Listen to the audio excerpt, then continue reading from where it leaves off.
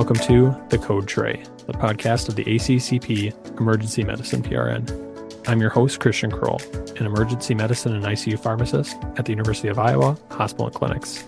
To view this recorded presentation, head to our YouTube channel at youtube.com/@ACCP EMED-PRN. And for PRN members, slides can be found under the Libraries Entries section of the ACCP Communities website. All right, now we have Trisha Sharma, who is a PGY2 emergency medicine pharmacy resident at Baylor University Medical Center. And today she will be presenting a journal club on Midazolam and Ketamine for convulsive status epilepticus in the out-of-hospital setting. Hi, everyone. Thank you for that introduction. So like we said, I'm Trisha. I'm here at Baylor University Medical Center, and today we're going to be discussing this article that's looking at midazolam and ketamine for out-of-hospital convulsive status epilepticus.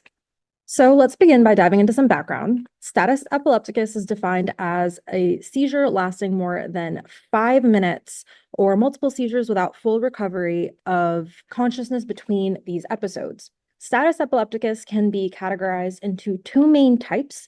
So we have convulsive, otherwise known as tonic-clonic, and non-convulsive, with convulsive being the more clinically recognizable and urgent form. The cellular mechanism behind status epilepticus involves complex disruptions in the balance between excitatory and inhibitory neurotransmission in the brain. Normally, neuronal activity is tightly regulated by a balance between our excitatory or glutamatergic and inhibitory or GABAergic signals. But during status, there's excessive release of glutamate, particularly in areas like the hippocampus and the cortex, leading to activation of our NMDA and AMPA receptors on postsynaptic neurons. This then results in a massive calcium influx through the NMDA receptors that then causes depolarization and triggering a cascade of events that can increase neuronal excitability, causing the neurons to fire in like the synchronized, repetitive manner. The biggest consequence of status is cerebral hypoxia, which is why prompt seizure termination is imperative. Benzodiazepines are first-line treatments for termination of status epilepticus. They bind to a specific site on the GABA-A receptor, which enhances the effect of our inhibitory neurotransmitter GABA. This binding then increases the frequency of chloride channel opening and hyperpolarizes the neuron. When a neuron is hyperpolarized, it is then even less likely to fire in response to an excitatory input and hence leading to seizure termination. In status, as patients continue seizing, GABA receptors may internalize, leading to reduction in inhibitory transmission and the development of benzodiazepine pharmacoresistance, which can affect up to 40% of patients. Apart from GABA targeting, data suggests that status epilepticus persistence is also related to increased expression of NMDA receptors to the synapse. NMDA receptors are also activated by glutamate and involved in excitatory neurotransmission. So NMDA receptor antagonists, such as ketamine, can help with seizure termination as well. Ketamine is a medication that's found in most emergency departments as well as most EMS crews. Based on this, experts have suggested that ketamine could be considered in the treatment algorithm, but currently there's not a whole lot of data evaluating its efficacy in status epilepticus. Our article today then sought to determine if ketamine, when added to midazolam for treatment of out-of-hospital seizures, is associated with increased cessation of convulsions prior to arrival. Our study is a retrospective cohort study comparing outcomes of all aged patients in a single EMS system. This EMS system was located in Florida and services a population of about 1.5 million people. They transported an average of 230 patients by ground per day. So the study looked at the patients who were specifically transported by the ground for status epilepticus between the years of 2015 and 2024. The study also specifically looked at patients who received midazolam followed by ketamine versus midazolam alone. It's important to note that there was a change in protocol in the middle of this study around June of 2017. So initially, the protocol for treating adults with active seizures was midazolam 2.5 milligrams given intravenously or intraosseously, or 5 milligrams intranasally or intramuscularly. For children with active seizures, the dose of midazolam was 0.1 mg per kg intravenously or intraosseous for a maximum of 2.5 milligrams, or 0.2 milligrams per kilogram intranasally or intramuscularly for a maximum of 5 milligrams. The protocol did allow for a midazolam dose to be repeated once if seizures were persisting after 5 minutes. Starting in June of 2017, that ketamine was officially actually added to the seizure treatment protocol, alongside some dose changes. So after that change, the adult patients with active seizures began to receive midazolam 5 milligrams regardless of route. And for children, the maximum dose of midazolam was increased to 5 milligrams for intravenous or intraosseous routes and remained the same for intranasal and intramuscular routes.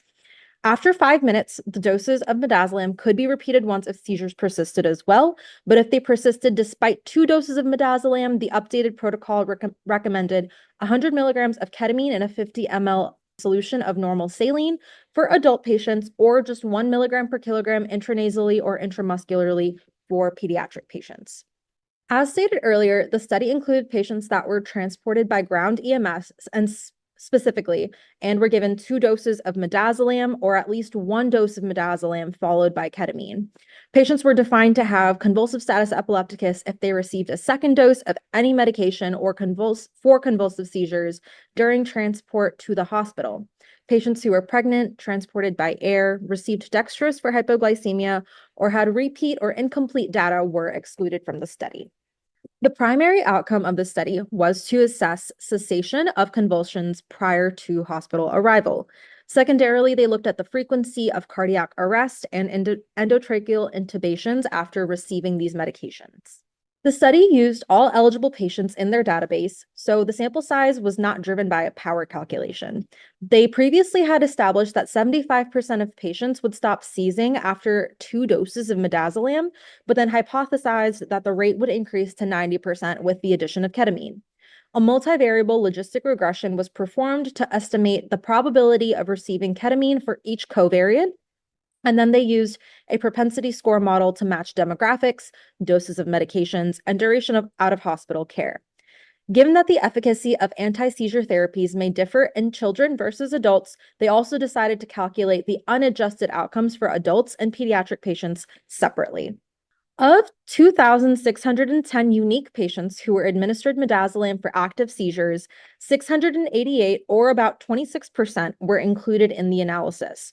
In these, 90 patients were in the ketamine group, which included patients who received 1 to 2 doses of midazolam as well. And of these 90 patients, 85 patients' convulsions stopped. Then there were 598 patients in the midazolam only group, of which 479 patients' convulsions stopped. At baseline, our patients were primarily non-Hispanic Caucasian women between 33 and 36 years old with clinically similar out-of-hospital care durations. Midazolam's initial doses also looked to be administered primarily intranasally, followed by intravenously. They compared the baseline characteristics via absolute standard differences, with low absolute standard difference suggesting that the groups would be very similar. On the left here, we have the unadjusted values, while on the right is after propensity matching. Scores below 0.1 are usually most indicative of very little difference between these groups. So the areas that showed the most variation before propensity matching was that there was slightly more men in the midazolam only group, and that the total dose of midazolam was higher in the midazolam with ketamine group. For our outcomes, 80% of patients in the midazolam only group had resolution of seizures prior to hospital arrival, compared to 94% of patients who got midazolam and ketamine. After propensity matching, these rates were 82% in the midazolam group and remained 94% in the ketamine group. 7 patients, or 1.2% in the midazolam group, were intubated, while only 1 patient, or 1.1%, in the ketamine group was intubated. After propensity matching, the rates of intubation in both of these groups were 1.1%. Also of note, the 1 patient that was intubated in the ketamine group had received a total of 400 milligrams of intramuscular ketamine. In our pediatric population, the rates of secession between groups were 75% in the midazolam group and 77% in the ketamine group. But overall, the study concluded that patients who received ketamine after midazolam did have higher rates of convulsion cessation than those who had received 2 doses of midazolam. So the strengths of the study included that the interventions were well protocolized to where dosing was standardized in our groups. Propensity matching also helped ensure that the patient's baseline characteristics were well balanced. The patient's total out-of-hospital care was pretty similar, so that would have minimized the chance that any patient got extra or less care than the other. And then inclusion of adult and pediatric population casted a wide net in generalization of these results while still analyzing the groups separately to account for any physiologic differences. With the strengths, the study also left a few loose strings.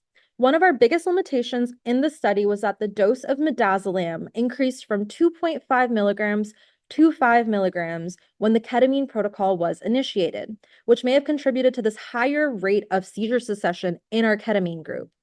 The dose of midazolam used overall was lower than what's typically given.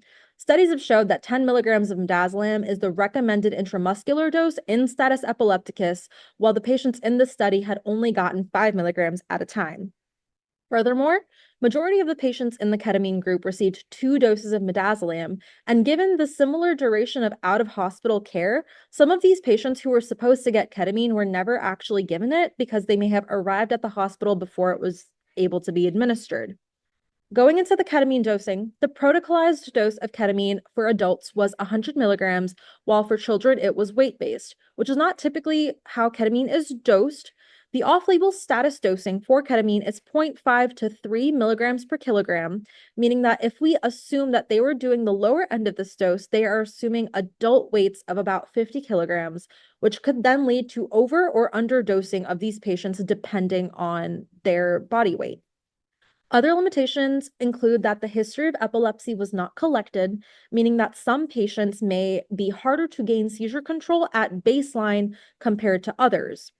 And then since doses of rescue therapy before EMS arrival was not documented, some patients may have gotten additional benzodiazepine doses or have been seizing longer, which could potentially lead to earlier internalization of our GABA receptors, rendering the midazolam to be less efficacious as well. In these studies, ketamine would have a better role since it targets the NMDA receptors instead of those GABA receptors that may have already internalized. Lastly, given that it was a retrospective review in a single EMS system, larger studies may be needed to validate these results. So takeaways from our study showed that ketamine did lead to a cessation of convulsive status epilepticus. Its role in its treatment algorithms does need further studies to validate these results, but given its efficacy mechanism and ease of use, it is reasonable to give earlier on, especially if patients have been in status for an unknown amount of time or if several doses of benzodiazepines have already been administered. Thank you for attending my presentation, and I will now take any questions from the audience at this time. If you have enjoyed this presentation content and would like to hear more, subscribe via your favorite podcasting app. Additionally, make sure to check out our YouTube page for all recorded presentations. Thank you for listening to this week's ACCP Emergency Medicine Journal Club presentation.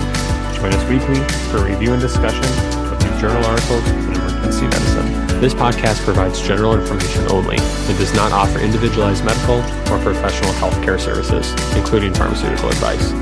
The contents and materials in the podcast are not intended to be a substitute for inpatient pharmaceutical advice, diagnosis, or treatment. And the use of the contents and materials in the podcast does not constitute a pharmacist-patient relationship. As a result, the information in and materials linked to this podcast are applied at the user or patient's own risk. Users or patients should consult their physician or personal healthcare professional. The user or patient should not ignore or delay seeking care because of something they heard on this podcast. In case of an emergency, the user or patient should contact their physician, call 911, or go to the nearest medical emergency facility. The views and statements expressed on this podcast are those of the host and guest and should not be interpreted to reflect the official position or policy of ACCP or the Emergency Medicine PRN.